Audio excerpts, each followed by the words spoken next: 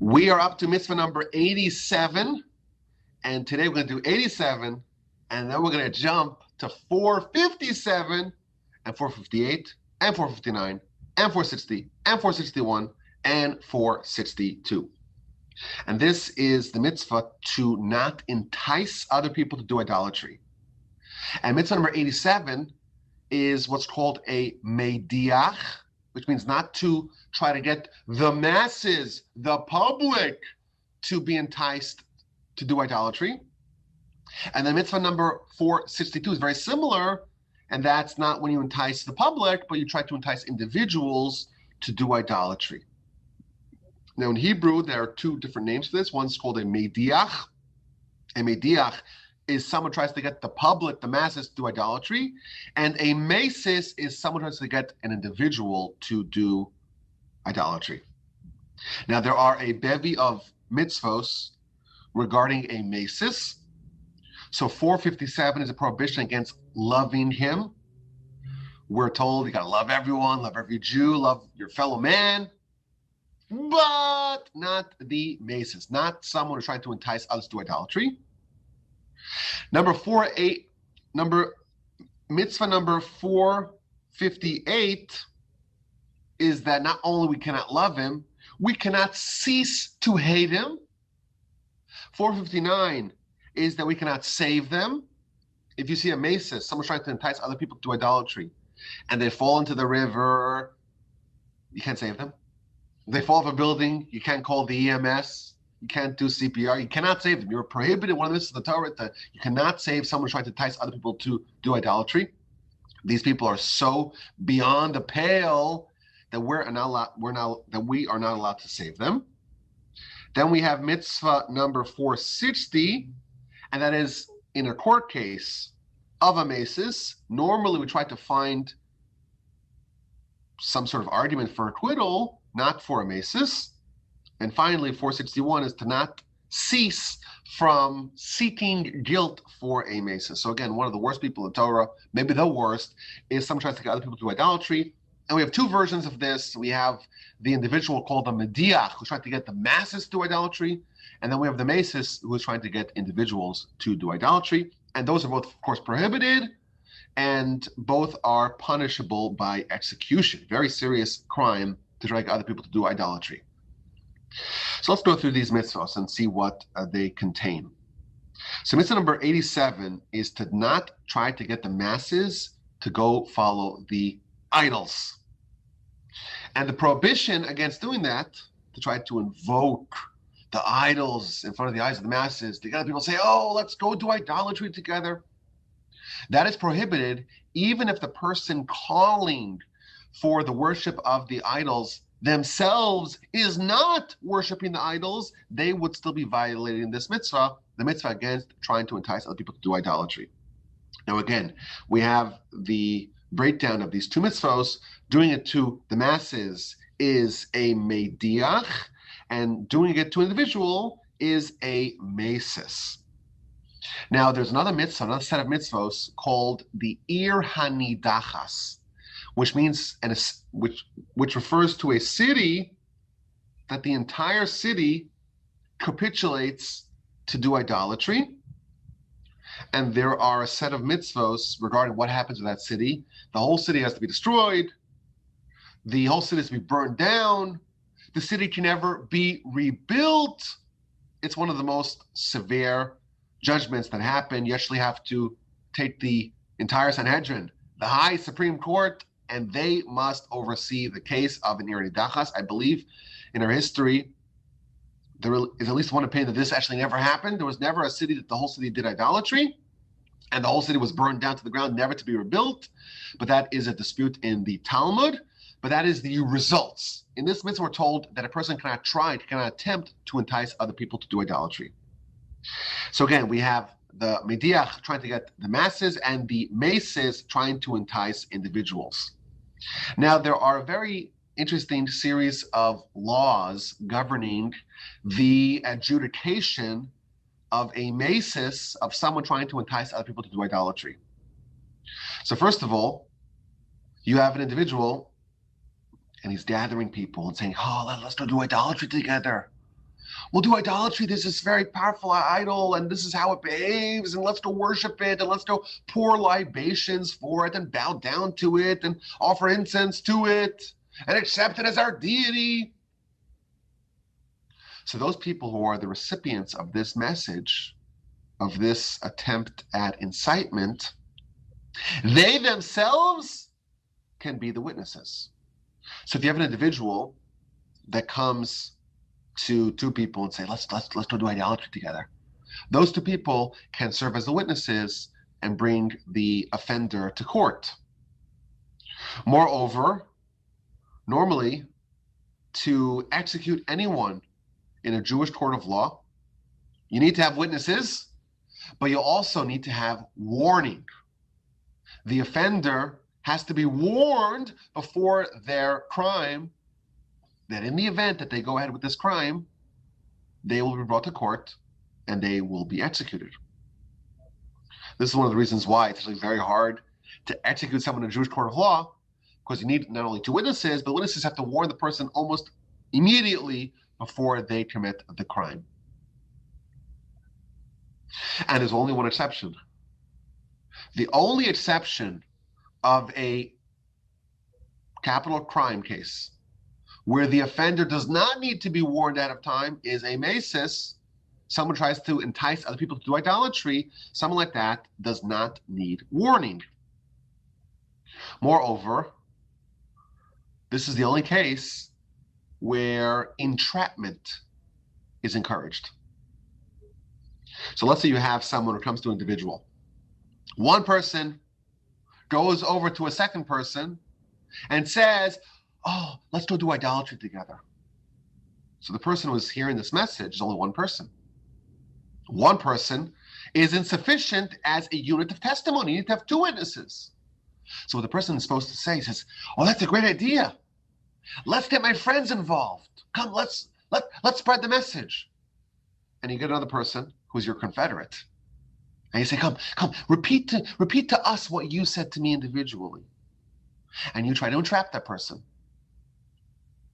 But what if the criminal is a little bit more clever? And he's like, oh, I'm not going to fall for this. I'm not going to speak to two people. I'm only going to speak to one person. Then what you do is you actually hide the witnesses. Witnesses go in the closet and they peep through the little hole and they listen in as the enticer tries to entice someone else. They hide behind the tree, they're in the closet, and they don't need to warn them. And again, this is the only case where we do these kinds of things. We hide the witnesses, we entrap the offender, and again, the objective is to try to execute this person. Under normal circumstances, we want to avoid capital punishment. In fact, this is something we mentioned in the past. The Talmud tells us that a Jewish court should execute once every 70 years, meaning it is decidedly rare for a Jewish court to execute someone for a capital crime. It doesn't happen very frequently.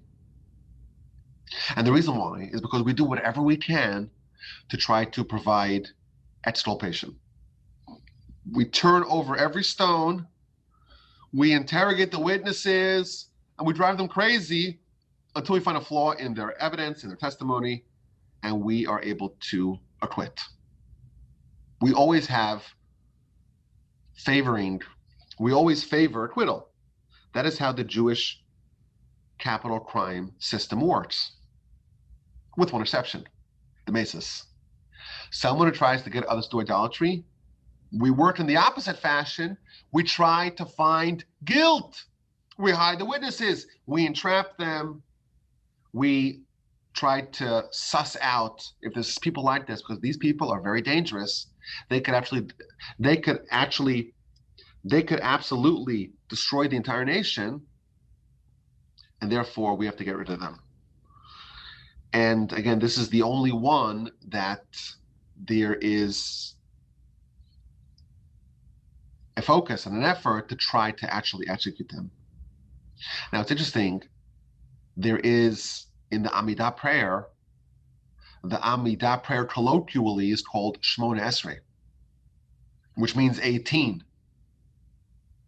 And the reason why is because there's 18 blessings. And therefore we call it just simply, it's the 18 blessings. The 18 benedictions of the Amidah. If you count the blessings, there's actually 19 blessings. And the reason why is because there was a 19th blessing that was added, and that's the blessing to try to curse the heretics. The people who behave like this, who try to encourage idolatry, who try to destabilize the spiritual standing of the nation, these people are the worst. And we're told that we have to have a prayer to try to say that we have to hate them and destroy them and uproot them and get rid of them. Because these people are really, really dangerous. Again, sinners are people, that's something that happens. People are not angels. The Torah was not given to angels. And, sinners exist. And we're told, even if someone's a sinner, they're still part of the nation. We still have to love them. We still have to try to reach out to them and try to get them to repent, try to get them to improve. There is still hope for them. And even if you're on your deathbed, there's still hope for you. We try to have a very positive disposition towards everyone, even the bad people, even the wicked people. And we don't pray to destroy the wicked people. And Rabbi Meir, the Talmud tells us, Rabbi Meir had bad neighbors that were wicked. And he's like, I'm so sick of these terrible, wicked neighbors. I'm going to pray that they all die. And his wife said to him, no, that's inappropriate. Don't pray that they die. Pray that they repent. So he's like, you know what? I'll try that. So he prays that they repent. And indeed, they repent. It worked. With regards to the heretics and the people trying to entice other people to idolatry, these people are completely intolerable, and we're supposed to hate them, and we cannot love them, and we have to try to find a way to, in fact, get rid of them. And again, we have all these mitzvahs. Mitzvah number 457, to not love them. Normally, we have to love our fellow. It's one of the most important mitzvahs in the Torah. Not this person. And normally, we're told that we cannot hate other people. Again, the mesis, the person trying to entice others to do idolatry, is the exception.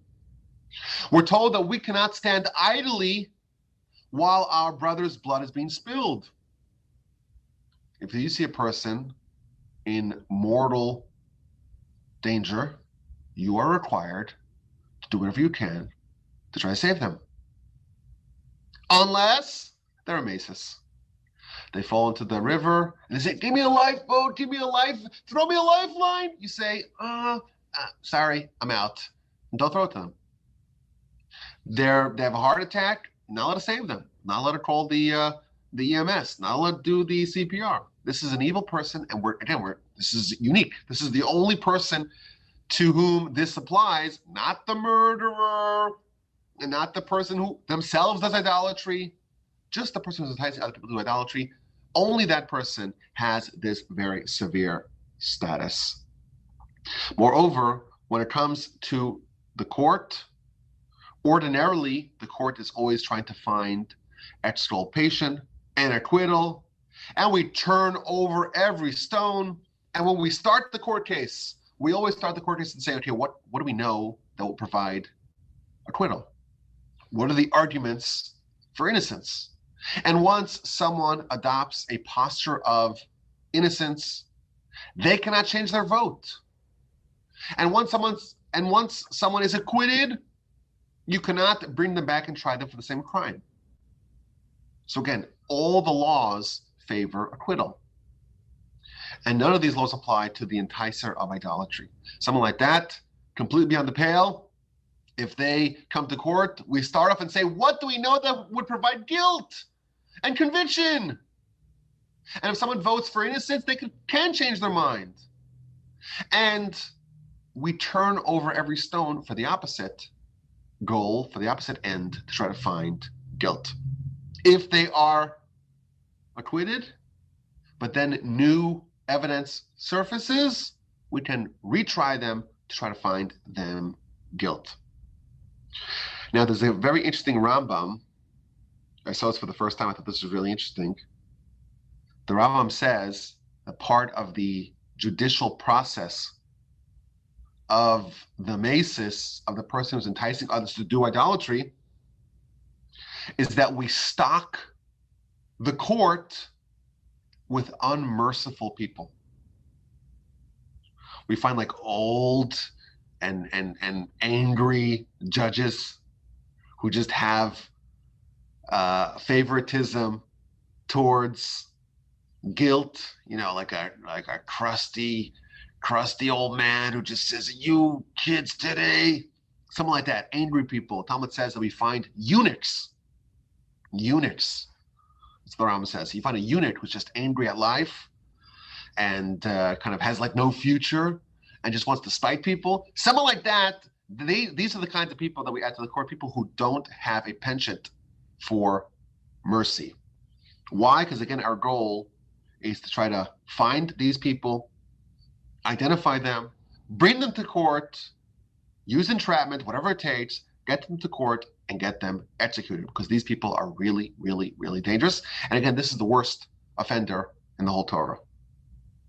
Now, the Talmud says something really interesting. Our sages tell us that the mesis, the person who tries to entice others to idolatry, is worse than the murderer. Why? Because a murderer, he kills you in this world. But in Olam Haba, in the spiritual world, the homicide victim is unaffected. Whereas someone who tries to entice others to idolatry is trying to destroy them both in this world and in the next world. Someone who has the taint of idolatry on them will forever suffer in the spiritual world. And the insight that our sages tell us is that actually in this world, they suffer as well. Someone tries to entice others to idolatry is destroying the other person both in this world and in the spiritual world. In the spiritual world, of course, because they're doing idolatry and their soul is forever sullied as a result. But even in this world, this is one of the grand insights, that actually the Torah does not tell us, oh, why don't you just forfeit this world? Live an ascetic and monastic life. Suffer here, and you'll be rewarded in the next world. That is not the bargain of the Torah. The Torah doesn't believe that we should suffer here, or that's an ideal. The Torah does not lionize and idealize suffering in this world. Quite the contrary. Our world here, we should enjoy. Why would the Almighty make us suffer? But what's real enjoyment? When you live an upstanding life, when you invest in your future, when you're not just chasing the cheap and empty calories of hedonistic pleasure, when you're living for a real purpose, when your life has meaning, that's a much deeper pleasure, and that's a much higher level of living than any other form. So the Torah does not want us to just suffer here as if that's an ideal so that we benefit in the spiritual world. No, we have to enjoy this world as well. How can you not enjoy this world? What an amazing life. You have the Almighty giving you all these great gifts. And He's giving the opportunity to do great things. How can you not enjoy this world?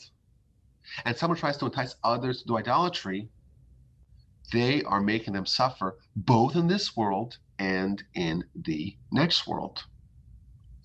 Now, the Sefer Chinuch, the book that we are using to guide us through the mitzvos, he has a nice little piece here where he talks about why there are so many mitzvos that relate to idolatry. Why are there so many commandments that orient around idolatry? And he tells us there are 44 different places in the Torah warns us against idolatry. So he gives us a principle. We would think it's because, well, God doesn't want us to worship other gods. He's selfish. Of course, that's not true. God is unchanged by our worship of Him or our abandonment of Him.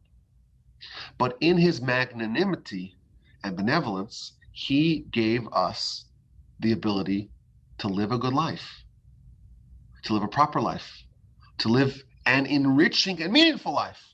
to live a life that will not only benefit us here, but will benefit us for eternity. And as a result, he gives us the best advice. And the best advice is to make a person live a good life and make themselves worthy of blessing, worthy of continuity, worthy of eternity. And the way to do that is to cleave to the source of all blessing, is to cleave to the source of all goodness, is to cleave to the Almighty. Doing that will benefit you in this world, and it will redound to your favor for all eternity in the next world. What happens when someone rejects God? Someone's walking away from the source of life. Someone is walking away from the source of blessing. Someone is abandoning goodness. Someone's exposing themselves to the opposite of blessing. And therefore the Almighty, in his benevolence, is trying to encourage us, don't make the silly mistake of walking away from all goodness. Again, not because he needs it or because he is changed with us worshiping him, but he's giving us just good advice. You want God to love you. You definitely don't want God to hate you. And as a part of this idea is that the people that are the most destructive forces in the world are the ones who are trying to get other people to spiritually kill themselves. These people are so dangerous, they are so bad and so awful, that they must be stopped at any costs. And again, the entire system of Jewish jurisprudence is changed in order to make sure that we can rid ourselves of these horrible menaces. The commentators tell us that if you look at Abraham is dealing with a problematic son, Ishmael. And what does he do to Ishmael? He banishes his own son from his house. The reason why he does that is because Sarah saw Ishmael doing idolatry and encouraging idolatry. And again, someone like that is so bad and so unconscionable that you have to get rid of this force. And I want to point out just the positive of this. If you think about it, we're told in this mitzvah that the worst thing a person can do is try to influence other people to do bad. Influence is so powerful that if you influence others to do bad, you are a persona non grata. You're not welcome in good society. You're dangerous. And we do whatever we can to try to cripple you, to try to kneecap you, to get rid of you. We have to hate you. We can't love you. We have to turn over every legal stone to try to execute you. That's for someone who tries to influence others to do bad. But what if someone tries to influence other people to do good? Imagine how powerful it is when you are a force for influencing others to do good. Imagine how powerful that is. What kind of merits you have. We turn over the whole world and the whole system trying to stop someone trying to influence others to do bad. That same system will be manipulated in someone's favor when they try to get other people to do good.